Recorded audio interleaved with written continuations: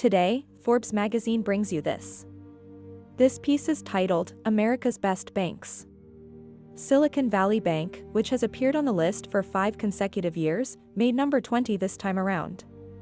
SVB, which began operations in 1983, had over $209 billion in assets, making it the 16th largest bank in the United States. However, within a matter of weeks, the financial institution would be destroyed in a matter of days. Welcome to Financial Fortune. Don't forget to subscribe to the channel and hit the thumbs up button. I'm going to look at 2 banks here because they're both getting crushed this morning. The first one you were referring to, Silvergate Capital, its massive bet on crypto continues to unravel. And the other one is Silicon Valley Bank, which is very much tied to the tech startup ecosystem. The collapse of Silicon Valley Bank is causing shockwaves across the entire business world. With the FDIC now in control, customers can access up to $250,000. The value of some smaller regional banks plummeted, and one has since gone bankrupt. Many startups in Silicon Valley, including Roblox and Vox Media, are struggling to find the money to pay their employees. While the UK government works to mitigate the crash's effects, the rest of the economy grapples with the unknowns of what this disaster may mean for its future. The failure ranks as the 2nd largest in banking history and the largest since 2008. How, though, did a bank that was just recognized as one of the best a month ago suddenly go belly up? The next step. Is this the beginning of another economic meltdown? Perhaps not, but it's not without danger. What no one seems to have noticed is that this is really just a cautionary tale about inept management, political lobbying, and general incompetence. The parent company, CEO, and CFO of the bank are all being sued for fraud, and the CEO lobbied Congress to get rid of the laws that would have prevented this crash from happening in the first place.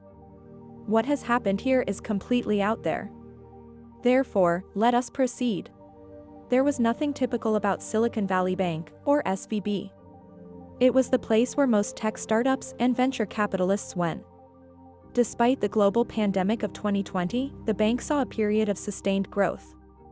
The boom in technology was a direct result of the U.S. Federal Reserve's policy of low interest rates and excessive money printing. Investors were kind and money was simple to come by.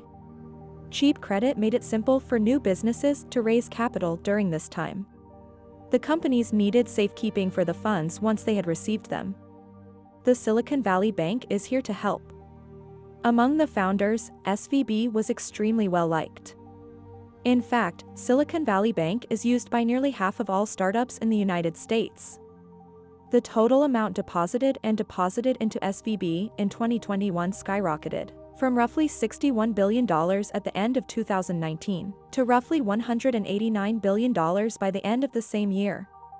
Now that SVB had a surplus of cash on hand, it sought to increase its profit margins. Long-term bonds are a secure investment option. They offer a steady return and are generally considered safer than stocks. For this reason, existing long-term bonds that pay higher are more appealing when interest rates are low and new bonds pay lower interest rates or returns. As a result, the demand for these bonds rises, driving up their price. Therefore, whoever holds these long-term bonds profits. As a result, SVB put $80 billion of the tech industry's deposits into long-term bonds and other securities. Then they could reduce the interest they pay depositors. Profit would be the difference between the high rates on their long-term bonds and the low rates on their deposits. This setup is highly effective. The bank can easily get the cash it needs to repay the depositor by selling the bonds, even if some customers decide to withdraw their money earlier. The problem arises, however, when everyone at once decides they need to get their money out. Higher interest rates pose risks to the most fragile parts of the financial system, which haven't been tested since the crisis ended. However, more on why SVB's risk management team disregarded this threat shortly. A major development in the banking world. The FDIC just reported that California regulators shut down Silicon Valley Bank, a big lender out in California, after reporting a loss of over $1 billion. There were fears of a run on this bank. People wondering if they should have PTSD into 2008. What's going on here? Yeah, this really is an earthquake, especially for the tech community. Silicon Valley Bank dropped by 60% yesterday alone. We just learned today that California regulators have shut this lender down. This is the biggest failure since 2008. It's actually the second biggest failure ever since Washington Mutual in September of 2008. This is a major lender to tech startups. The FDIC says that insured depositors, they will have full access to insured deposits by Monday morning. Insured deposits, that means up to $250,000. Of course, we know that some small businesses, some startups, some individuals, they have more than that $250,000. It's not clear if they're going to get all of their money back. This, of course, is not sitting well in the marketplace. We see the Dow is down by more than 250 points. Banks are leading the way lower. The good news here is that experts that I'm talking to, they are hopeful that this is an isolated incident, that this is not part of a broader systemic issue. Mark Zandi, he told me, he's the chief economist over at Moody's Analytics, he just told me that he doesn't think that this failure is symptomatic of a broader problem in the banking industry. Let's hope not, because that's the last thing we need right now. Yeah, the major banks are saying that they are well capitalized. Matt Egan, thank you. Robert Reich, former U.S. Labor Secretary under President Clinton, is with us now. Also the author of The System, Who Rigged It and How We Fix It. Secretary Reich, always good to have you. Let's start where Matt ended with this Silicon Valley Bank, the FDIC now in control. We saw that there were some stumbles from Wells Fargo, JP Morgan Chase, Bank of America, other banks trading. Theirs halted yesterday. What does this mean for people outside of the Silicon Valley Bank universe? What does this mean for the average borrower, if anything? So far, it doesn't mean anything, but the big question is one of contagion. That is, what we saw in 2008 was when one big bank and a couple of others started to fail, could not pay their depositors, could not actually pay up what they owed. They were closed, and regulators had to move in very, very quickly. But we ended up with a financial crisis because, one big banking card easily starts tipping over other cards. It's a house of cards. Now, we don't know yet about contagion. What we do know is that this bank was obviously overextended, and this is related to the Fed because as interest rates went up, and this bank was lending to a lot of startups, this bank simply could not handle it. I think that this is the biggest economic news today. It is not this jobs report. The jobs report was good, and it's kind of signals to me a soft landing. But I think that in terms of what the Fed is going to do, this bank implosion, this potential contagion, may reverse Jerome Powell's direction. It may lead to, instead of a half a point increase at the March meeting, it may lead to no increase at all. In fact, it's even conceivable that interest rates start dropping out of a fear that we're going to be in deep trouble. You have advocated for the Fed to stop increasing the interest rate. Why? Before this issue with Silicon Valley Bank? Simply because I don't see any wage price inflation. Wages, according to Jerome Powell, are pushing up prices. Well, that's simply not the case. Look at today's report, for example. We're seeing the smallest wage increase in over a year. Prices continue to rise. That is absolutely true. But wages are not pushing them up. It's not that workers are doing so wonderfully well. What's pushing up many prices domestically is big companies that want to increase their profit margins. And so they have monopolies or near monopolies, oligopolies. They are using the opportunity, using inflation as an excuse to put up their prices. So this is at its bottom here. It really is an antitrust monopolization issue. It is not a Fed interest rate problem. So you suggest that the Fed should stop increasing the interest rate, but if that is the only tool they have, I imagine you're going to correct that assumption, but if that's the only tool they have to try to bring it back down to the 2% rate, that goal, then what else can they do to try to tame inflation, if not increase the interest rate? Well, first of all, let me just say it's not clear that they have to do anything else. Inflation is starting to come down. Now, we'll find out more Tuesday when the inflation report, the consumer price increase report, inflation report will be coming out. But as of what we know now, inflation is slowing slightly. And the key here is the direction. If inflation were increasing, that would be one thing. But if inflation is starting to slow down, if we're seeing it going in the right direction, then it's not clear that the Fed has got to keep raising interest rates and risking a recession that's going to hurt everybody. They were unprepared for a world with steadily increasing interest rates. The U.S. Federal Reserve was incorrect to predict that inflation would be short-lived, but SVB still should have prepared for the possibility that it would persist. Please share your thoughts in the comments below if you work in risk management, especially in the banking industry, on what a potential backup plan could have been. More than $23 trillion are held by banks in the United States, with 94% of adults owning some form of bank account. Banks are critical to the American economy. Credit is the lifeblood of the economy. Banks are like the heart of our economy that pump credit, the blood, throughout the financial system. They bring lenders together with corporates and individuals who need financing. The deposits that they hold for institutional and retail clients, they help fund the economy, they help make the economy grow. But like any other institutions, banks are capable of failing. Over 550 banks have collapsed since 2001, according to the FDIC. The first year in American history where not a single bank failed was 2005. Before 2005, at least one bank had failed in every year in American history. It's cyclical. We have periods of time where the economy is doing well, things are stable, and we have years where there are no failures at all. And then we have other episodes where we go through recession or some kind of financial stress and failures spike. The collapse of Silicon Valley Bank, Signature Bank, and Credit Suisse were a harsh reminder of how quickly a trusted institution could fail, putting billions of dollars at risk. It's the largest bank meltdown since the Great Recession more than a decade ago. There are three main risk factors that can push banks into the risk of collapse. You have credit risk where they make loans. Institutions and the individuals they're making loans to are exposed to default on those loans. So banks carry credit risk. Secondly, they have interest rate risk. They have assets that have a particular interest rate risk profile. They have liabilities, and one of the jobs of the bank is to match the interest rate profile of assets and liabilities and to try to minimize that interest rate risk. And they have liquidity risk as well. Bank failures become a possibility when these risk factors impact either the bank's liquidity or solvency. Solvency refers to a bank's ability to meet its long-term financial obligations and debt, meaning the bank's total asset is capable of covering its liabilities.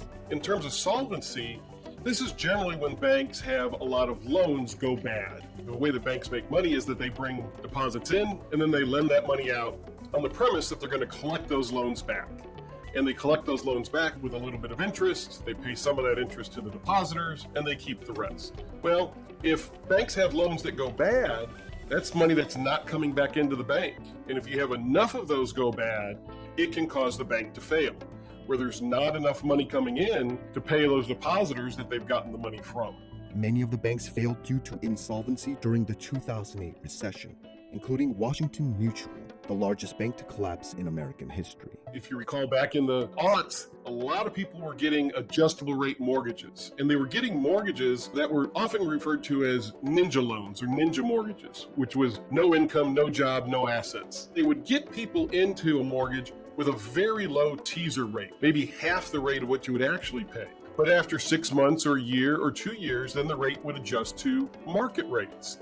Well, if you're barely able to afford that mortgage at the teaser rate, that introductory rate they gave you, once those rates jumped, people couldn't afford those mortgages anymore, and they began to default on those mortgages. And so Washington Mutual had a lot of these. And so you saw this with a lot of banks in that 2008, 2009, 2010 timeframe. Liquidity refers to how much money banks have to meet their short-term financial obligations. When you put your money in the bank, you're entitled to that money whenever you want. That's the promise that's been made. The bank takes that money and lends. It lends to people for mortgages for 30 years, for cars for 5 or 7 years, for all these loans that are a long time. So they have a mismatch of their timing between what they owe you in your deposits immediately and what they own, which are these assets that are long-term. Liquidity is when a bank has a crunch.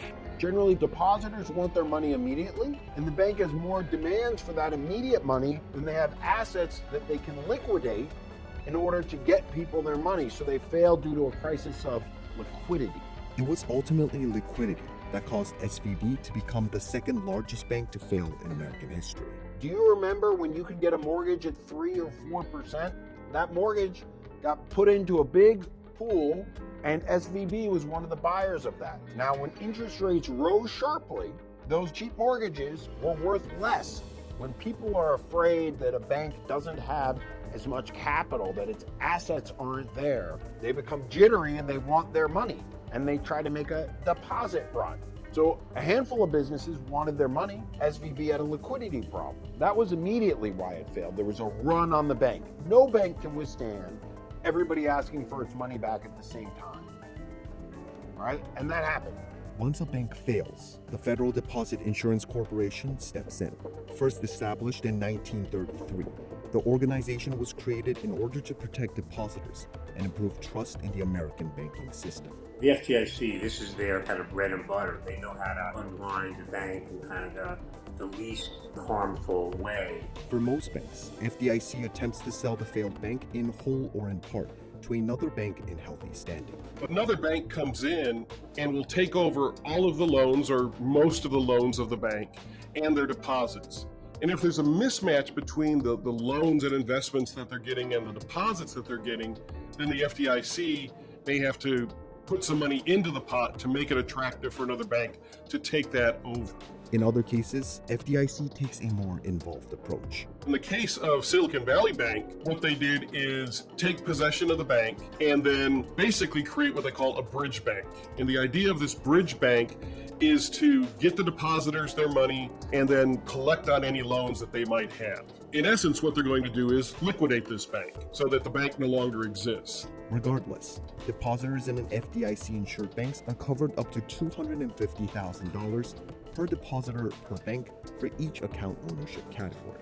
Insurance also plays an important role in preventing panic among depositors. The whole purpose of deposit insurance, which is what the FDIC was created to do, is to say, okay, the reason why you're trying to pull out your money is because you think if you wait too long and this bank fails, your money won't be there. So what if we back your money and we say, even in the case of this bank was to fail, we will insure you up to a certain point. However, not all banks are FDIC insured. Yet the federal government made a controversial move in 2023 when they announced that all depositors of SVB, including more than 95% who are uninsured, would continue to have access to their money. I am very concerned that we're setting a precedent towards unlimited government support for every dollar in the banking system. There's now an expectation in a similar event they would do the same thing, and if that's the case, it really needs to be addressed in a much more comprehensive way, and that would presumably involve raising the deposit insurance limits and having the deposit insurance premiums reflect that accordingly. Nonetheless, a swift action from the government is vital to containing bank failures that could lead to a domino effect. How much could this spread? From lessons learned in the past from banking regulators and financial crises, the quicker you move to ring fence or isolate this incident from other banks, the less likely there is of a contagion effect, Andrea. That's probably the reason why you saw the FDIC and California regulators act as quickly as they did with SVB. There's definitely the potential for dominoes. And the dominoes are, well, if we don't know if this bank's solvent, what's the next? Sometimes it's an oil crisis or a farm crisis, housing market, and the great financial crisis. These are all things that large numbers of banks have exposure to. You have banks that are doing the same things that at one point might have seemed safe, but at the extremes are not safe, and then something triggers it so that those dominoes start to fall. Bank failures can have a major impact on the American economy. All we have to do is go back to the financial crisis of 2008, the failure of those financial institutions. It greatly restricted and constricted the economy. Banks have to conserve their capital. They do that by tightening their lending standards. As they tighten their lending standards, there's less credit flowing through the economy, and that contraction of credit is a negative impulse to economic growth. It can trigger either economic slowdowns or, more seriously, could lead us into economic recessions. So are there enough regulations to prevent and buffer against bank failures? Experts say that's the wrong question to ask. People are asking the question, did we get the rules right? Well, there's a more elementary question. Did we enforce the rules right? And the answer is no. If you look at what the regulators were doing with SVB as recently as 2019 and more recently even, they were warning that things need to be changed here, that they're taking on additional interest rate risks, that they're going to have some potential liquidity problems in the event that interest rates begin to rise. There were failures of supervision done by the Federal Reserve, obvious and rampant throughout Silicon Valley Bank and potentially others. The collapse of SVB also revealed the danger of deregulation. Several politicians and researchers have openly blamed the rollback of Dodd-Frank regulations as one of the main reasons for its failure. We start doing what's known as stress tests, where the Federal Reserve, create these hypothetical situations of our economy in distress in various ways, and then use these simulations for the bank, and based on how the bank is right now, how will you survive, a period of stress, right? So we start to know these things, and it's great. And then literally on the 10th year anniversary of Dodd-Frank passing, 2018, we see, and under the Trump administration, there is now this call to deregulate a bit, right? What we're doing today with respect to Dodd-Frank is truly important legislation. And I have to say, for a Congress that they say, won't be doing much because we have an election coming up, I think we're doing an awful lot when you think about it. They raised the limit up to 250 billion that were subject to some additional scrutiny from 50 billion. And so SVB happened to fall in that category of between 50 billion and 250. So when they raised that to 250, they weren't subject to this greater scrutiny. Deregulation is not the answer, right? We keep trying that and we keep failing, right? So at some point, we need to stop this game that we're playing with ourselves. Panic is never the right reaction following a bank's collapse. Nonetheless, there are always lessons to be learned from it. All in all, the U.S. banking system is safe and sound. For individuals, though, it doesn't hurt to take a look at the financial health of your financial institution, your bank, if you happen to have more than the insured amount. And unless you're having to make payroll, if it's your savings that we're talking about, then it might make sense for you to spread that money out just for your peace of mind. Because if you are banking with a small community bank and something were to happen to that bank, it's unlikely, but if something were, it's unlikely that the regulators are going to come in and guarantee all of your deposits. They would only be guaranteeing up to that $250,000. I appreciate you taking the time to watch. If you liked this, there's plenty more to see on this channel. There's a lot of cool information here,